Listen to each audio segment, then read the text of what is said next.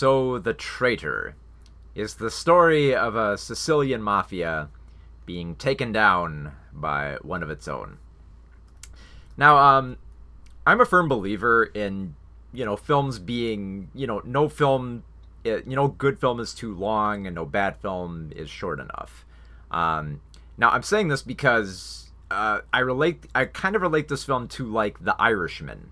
Like, The Irishman ran super long, and a lot of people were commenting on how long it is, but I really loved the film because I didn't really feel like it slogged. I feel like it touched on the most interesting moments of the life of Frank Sheeran dealing with like Jimmy Hoffa.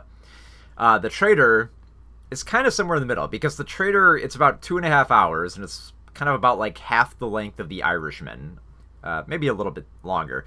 But it does feel like this film kind of drags a little bit, and I feel like because like within this type of like because it's again this is another true crime story, but I feel like it's touching on like a lot of a lot more of like the ennui of the mafia that doesn't really resonate as well in bits and pieces. There are a few parts in this film where I feel it does work, and I enjoyed the story and I was interested to see where it would go. But a lot of the times I feel like it harps on aspects that are interesting, but I don't really feel like they add much to it. So the film is about mobster Tommaso Buscetta, who was basically, a crime boss on the top of the world. Between like the 60s and 70s, he was on the rise. He had many children. He had a wife. He had a great place to stay. But then everything just kind of came tumbling down. Like the violence mounted, and eventually the authorities captured him. And so, as part of a plea deal to make sure that his family would be taken care of, he essentially decided to rat out the Sicilian mafia, which essentially labeled him as a pentito, which basically means he works with the authorities and he is basically a snitch. He squeals on him. So that leads to a lot of courtroom scenes where he's brought to court, and the court system is really interesting here. They have all the Sicilian mafia members are behind bars so that they can just scream out into the courtroom, say you're a traitor, what have you done to us? So it kind of has like this interesting setup for how this all went down. Now it's interesting that I love the conversations that Tommaso has with kind of like the prosecuting attorney and some of his family members, because to basically to rat out on the mafia after you've had like this very decadent life, it would seem like it wouldn't be worth it much, because like what's going to happen when you get out of here? You're not going to have the same life as you did before. You'll be free, but it won't quite be the same.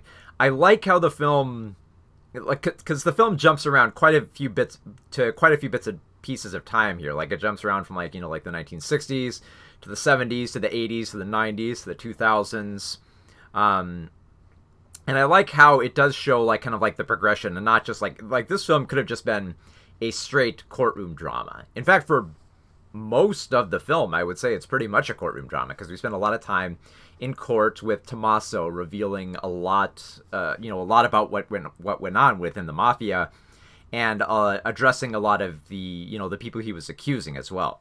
There's some great back and forth there. I like the way that it's set up, especially like there's a great sequence where Tommaso is talking to one of the people he used to work with, and is basically calling him a hypocrite the whole time. He's just like, hypocrite. Like, I kind of dug that. The conversations he has with the people he's working with, about like trying to come to terms with like family and God, are interesting bits. There's a lot of great dialogue scenes in, like I said, in bits and pieces here.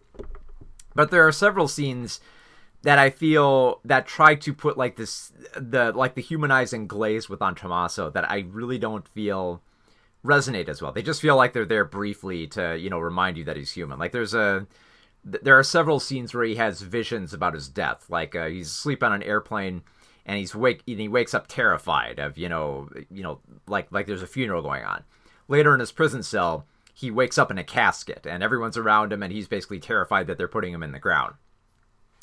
And it's staged well, but I feel like it doesn't quite, it kind of feels like it's trying to cover like a broad base of, trying to get into Tommaso's mind and trying to figure him out. Which is odd considering there are a lot of scenes where you kind of see that without, the surrealism aspect of, his dreams coming into play. Like, for instance, like the film leads up to him, right up to like, the last few days before his death, where he's essentially just terrified, where he's up on the roof, he's got his gun, like he fears and kind of knows that someone might come after him. Because a lot of the people who did squeal on the mafia, they... a few people, even people who weren't involved, ended up, biting the dust. Like, there's a really horrific sequence where one of them basically gets involved in a car explosion. So yeah, there's great fear within him. That I love that humanizing aspect. Like, there are even, like, certain scenes where it's just, like, he doesn't feel safe anywhere. Like, when we catch up with him a little bit in his kind of, like, suburban living, where he essentially runs errands, and at one point he goes to a department store and buys a gun. And he comes home and he just assembles the gun in his garage. And there's not much to it. It just feels like something to do. It's not like he knows that someone is coming to get him and that he's going to end up shooting someone.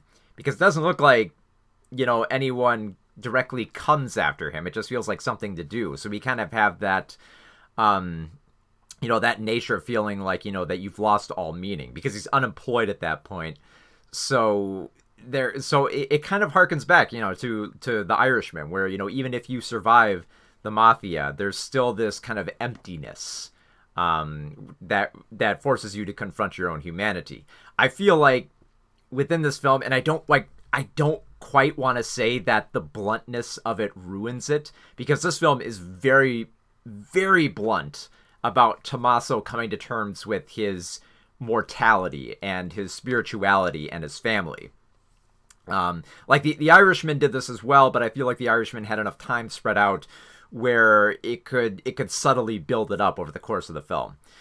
Throughout The Traitor, this is like constantly hammered in. Even like, his desires and, his driving force kind of feels pushed in there. Like there's one scene that's interesting, which I feel kind of illustrates this, but isn't really that... I don't really feel like it connects as well. There's a scene where he gets a conjugal visit from his wife in prison, and they basically clear out a room where it seems like, all the guys sleep, and right before Tommaso makes love to his wife, there's a body in there. He finds out it's a dead body, he covers it, and then he goes over and has, and has sex with his wife while there's a dead body within the room. And I get the fact that pushes ahead, like, the drive. I understand the symbolism here that he puts behind, this old world behind him and is trying to get back closer to family. I get it.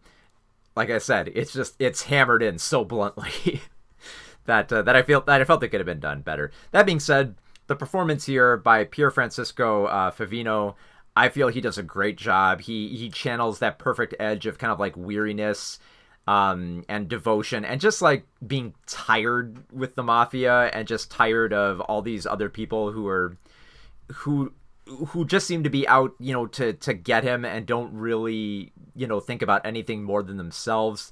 I kind of like that edge to him. It's, like I said, the scene where he's saying, hypocrite. Probably one of my favorite scenes within the film.